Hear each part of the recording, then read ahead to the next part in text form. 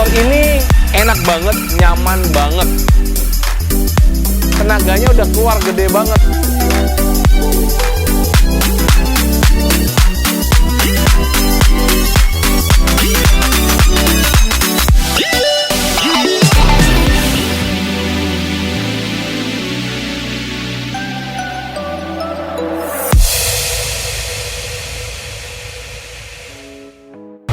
Halo HPSoner, balik lagi dengan gue Budi Hudiana dari HPZ TV, bicara tentang handling, power, style, maintenance. Di sini tempatnya. Di hadapan gue sekarang ini udah ada motor all new Aerox yang sudah di-upgrade 200 cc. Dan, nah, ada juga motor Aerox lama yang sama-sama sudah 200 cc. Part-part apa aja yang akan dipakai di motor ini akan kita bahas bersama dengan Om OBTDR. Oke. Nah, sesuai permintaan dari HPSoner. Nah, mumpung ada Om OB nih, sekarang kita tanya-tanya nih. Kalau kita mau upgrade motor, lebih baik upgrade di bagian apa dulu nih? Handling dulu. Handling dulu ya? Yap. Kenapa di bagian handling? Karena motor semuanya kenyamanan, keamanan berada di handlingnya dulu, di suspensinya dulu. Suspensi ya? Gitu, motor enak kayak apapun, kalau suspensinya berantakan, nggak banget. Oke. Gitu. Jadi, untuk motor Aerox ini, mau Aerox yang baru atau Aerox lama, kita mempunyai dua solusi untuk handling ya, Ya, yaitu pasti. suspension system dan Yap, brake system. brake system. Nah, gini Om Yulo, ada pertanyaan nih. Kalau misalnya mau ganti atau mau upgrade si suspensi, bagusnya depan dulu atau belakang dulu? Oke, menurut gue ya, pengalaman pakai jalan touring apa-apa, untuk upgrade suspensi belakang dulu. Karena apa? Belakang itu yang menahan beban lebih banyak, beban motor itu sendiri, beban yang naik, backersnya. Jadi dia bekerja keras, butuh suspensi yang lebih oke, gitu. Oke. Ya. Untuk depannya gimana? Depannya untuk sementara sih kalau modif sederhana bisa penggantian oli yang sedikit lebih kental sehingga dia ribonnya agak sedikit lebih enak Lebih gitu enak aja. ya? Tapi kalau mau sempurna ya pasti ada YSS front fork upgrade kit. Oke. Nah, Untuk motor all new Aerox ini, kita pakai shock belakangnya itu adalah tipe G Sport yang Black Series. Sedangkan untuk depan seperti yang tadi Om OB bilang nih, pakai yang YSS front fork upgrade kit. yes. Ini gimana? Kalau ini memakai tipe DTG ya. Jadi YSS memiliki beberapa pilihan ya sesuai dengan kebutuhan pastinya, dan saya bilang semuanya nyaman ya. Jadi ada tipe DTG ini tanpa tabung ya, tanpa tabung. Nah, tetapi dia sudah double tube gas, ibaratnya udah pakai gas dan oil. Jadi udah enak, nyaman walaupun tanpa tabung. Di atasnya dia ada juga yang dengan tabung tipe G series ya, dan juga G Sport. Seperti di motor yang ujung sana tuh. Oke. Kalau suspensi udah enak nih, berarti kita harus lari tadi ke yang brake system ya. Yes. Penggantian pertama brake system adalah penggantian menggunakan brake hose dari TDR. Iya. Kenapa harus TDR? Karena TDR menggunakan bahan selangnya itu dari bahan teflon Yap. yang dilapisi atau dirajut Serat dengan baja ya. selat stainless Lebih ya. rapat Iya, gitu ya. jadi Oke. efeknya adalah ketika kita melakukan pengereman, jadi nggak ada yang namanya selang itu jadi apa? Dia Kembang ya. mengembang gitu. Nah, setelah ganti brake hose, ganti apa nih Pak Yudo? Ganti Disrotor ya? disrotor pasti sama dispet ya, tergantung kasusnya ya. Kalau mungkin dispetnya dia nggak apa-apa, nggak bergelombang, atau disrotornya habis nggak bergelombang, mungkin nggak harus ganti dispetnya juga sih. Tetapi biasanya yang sudah banyak kejadian, dispetnya sudah menyesuaikan kontur disrotor yang lama. Kadang-kadang pernah apa ya, kehabisan dispet, pakai paksa terus sehingga garis-garis gelombang, itu nggak enak banget. Kalau udah diganti disrotor baru, wajib ganti dispetnya baru juga, biar ngeplak ya, biar sama rata, enak tekanannya remnya. Jadi setelah melakukan upgrade di brake hose, lakukan upgrade juga di disrotor, dan sebisa mungkin penggantian disrotor bersamaan dengan dispet agar hasilnya lebih maksimal. Betul. Nah, kita absen nih Pak Yudo. Ya. Tadi brake hose sudah, disrotor udah, dispet udah, nah tinggal apa nih Pak Yudo? Master rem. remnya. Ya. Kita punya apa nih Om? Kita ada produk Master Rem RPD ya, untuk motor Aerox yang dia menggunakan sistem belakang remnya masih tromol ya, masih tabung drum ya. Jadi Master RPD kanannya ada, kirinya ada handle-nya, tuasnya. Nah, jadi seperti ini ya? ada ya. Jadi beda dengan yang NMAX ya? Beda NMAX karena keduanya NMAX depan belakang ada rem. Jadi ada Master disrotor ya? dua-dua. Jadi dua-duanya disrotor, sedangkan yang ini nggak pakai piston. Betul, dan karena ini dia sama untuk yang Sport. motorsport ya? Ya, motor sport. Kopling, pengeruk kopling untuk sport, untuk rem aerox pengereman dia. Sama. Oke. Ada berapa warna Pak Yudo untuk ini? Ada 2 warna ya, warna gold sama warna black. Oke. Sekarang kita udah beres di bagian handling, saatnya kita masuk ke bagian power. Iya, seru. Oke, kita bahas selanjutnya Pak Yudo. Oke. Oke, Epsoner, setelah kita melakukan upgrade di bagian handling, sekarang kita masuk ke bagian power. Untuk power di bagian motor matic, kita akan melakukan upgrade di bagian CVT terlebih dahulu. Karena apa? Karena CVT merupakan penghubung atau penyalur tenaga dari mesin ke roda.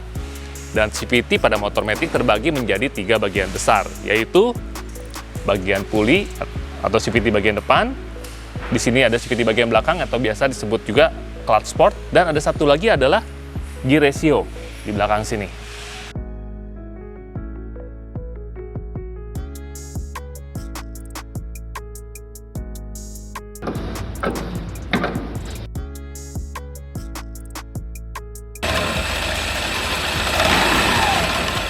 Dengan mengganti part-part yang seperti tadi gue sebutin, akan menambah horsepower yang ada di roda. Tapi ingat, penggantian part-part CVT tidak akan menaikkan horsepower di bagian mesin. Hanya mengurangi lusis sehingga tenaga yang tersalurkan di roda menjadi lebih besar. Jika Hypesoner merasa upgrade di bagian CVT sudah cukup dan tidak ingin melakukan upgrade ke bagian engine, maka ada satu part lagi yang bisa menjadi bahan pertimbangan untuk Hypesoner ganti. Hypesoner dapat mengganti gear ratio-nya dengan gear ratio yang lebih ringan, di mana yang WM ada 13x40 dan TDR mempunyai gear ratio dengan ukuran 13x42. Apa sih efeknya kalau Hypesoner mengganti gear ratio dengan yang lebih ringan? Hypesoner akan mendapatkan tarikan awal yang lebih enteng dari sebelumnya.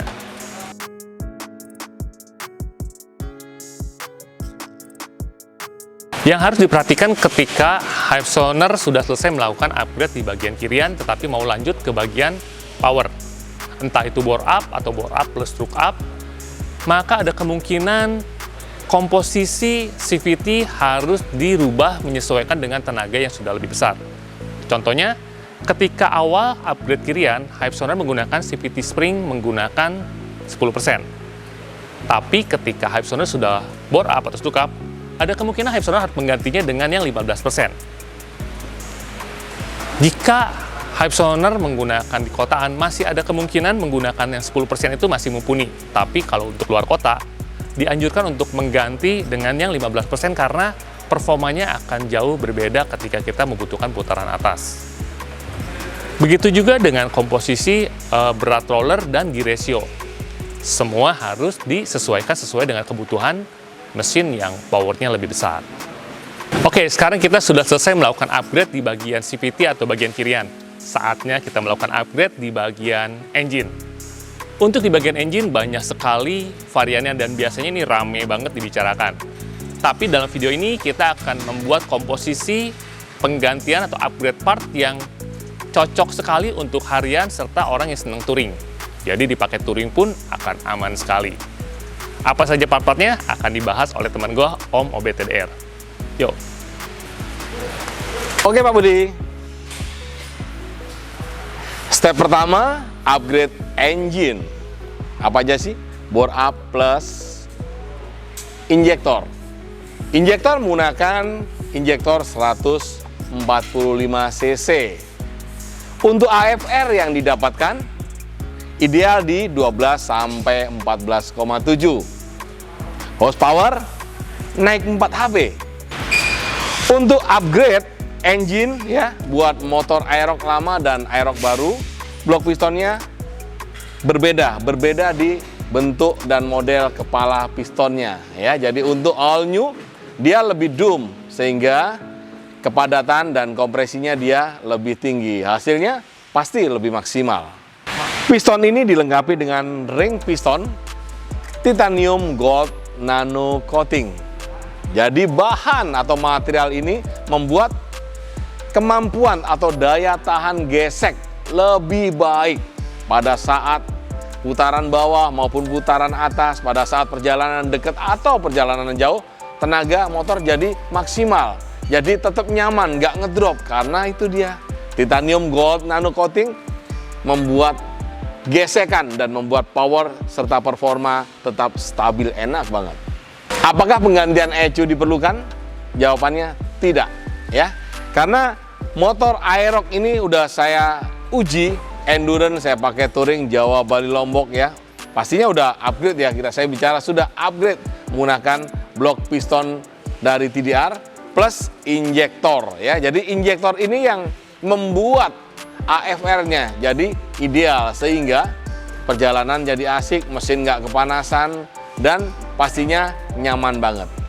Upgrade apa lagi sih yang akan bikin lebih nyaman setelah motor udah pasang blok piston dan injektor, CC udah naik, horsepower yang sudah naik juga pastinya.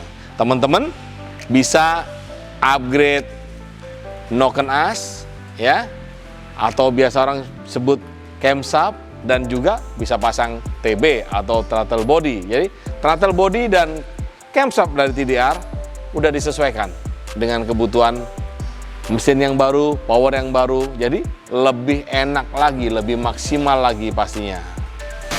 Oke, setelah upgrade mesin, upgrade kirian, puli, CVT, rasio, dan lain-lain ya, jangan lupa untuk motor Aeroxmu ganti filter udaranya. Ada dua pilihan,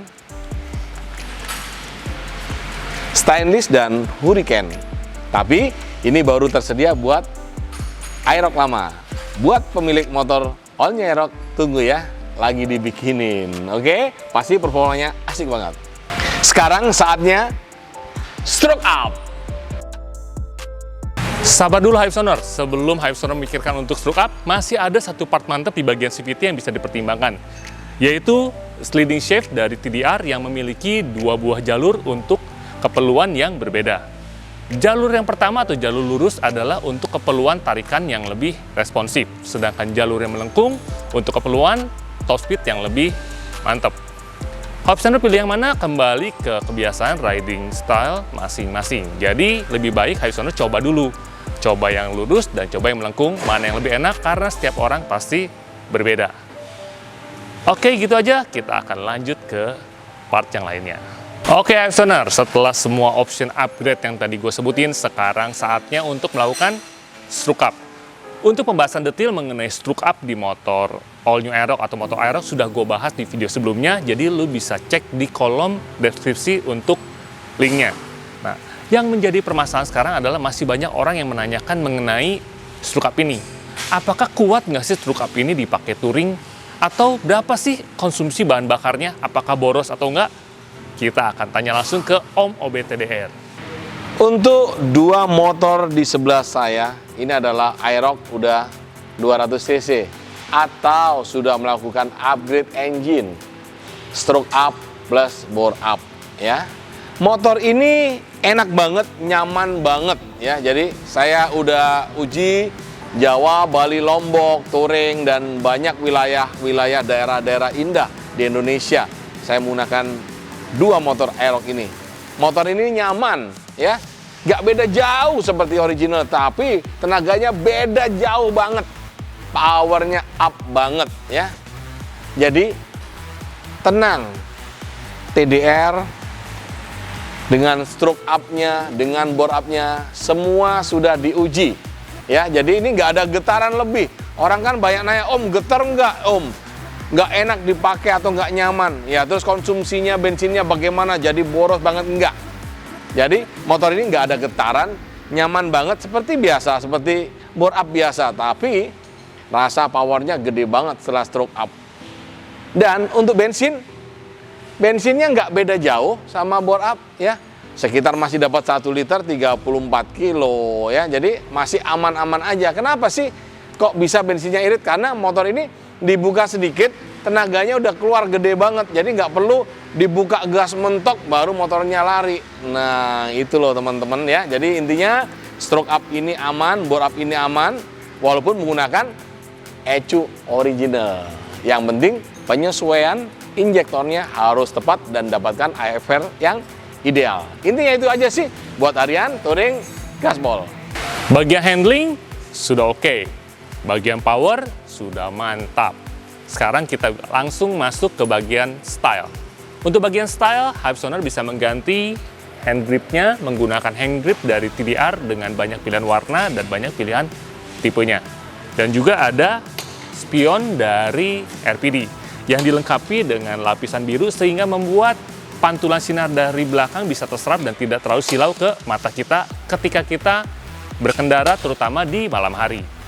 Lalu ada juga winker lamp dari TDR yang dibuat menggunakan lampu LED sehingga makin membuat motor kita terlihat dari jarak yang cukup jauh. Serta apa? Serta bahannya yang terbuat dari karet elastis sehingga tidak akan putus ketika terbentur dengan benda lain. Oke, Hypesonar, setelah Hypesonar melakukan upgrade di bagian handling, power, style, sekarang tinggal kita ke bagian maintenance-nya. Maintenance menjadi hal yang penting karena apa? Karena kalau misalnya mesin lu udah kenceng tapi tanpa ada perawatan yang baik, sama aja dengan nanti mesinnya menjadi cepat rusak. Di sini kita ada oli mesin dari Vroom dengan berbagai pilihan untuk keperluan Hypesonar. Ada juga oli transmission, dan di sini kita juga punya air radiator ya untuk keperluan radiator Hypesonar. Gak lupa, ini adalah oli rem. Pastikan Hypesonar juga melakukan penggantian terhadap oli rem walaupun tidak kurang atau tidak bocor. Karena apa? Oli rem tetap ada masa pakainya. Mungkin dapat diganti setiap 5.000 atau sekitar 8.000-an. Tujuannya apa? Agar part-part yang ada di dalam brake system tetap terjaga keawetannya. Oke, Hypesonar, demikian penjelasan dari kami. Kalau Hypesonar punya pertanyaan atau punya udah punya masukan ya, betul. bisa komen di kolom komentar. Dan juga kalau mau mengetahui tentang detail produk bisa cek di mana Pak Yudo? www.onepintor.com. Jangan lupa like, share, and subscribe. Tetap jaga prosedur kesehatan biar kita semua terhindar dari penyakit. Oke, gitu aja. Gaspol.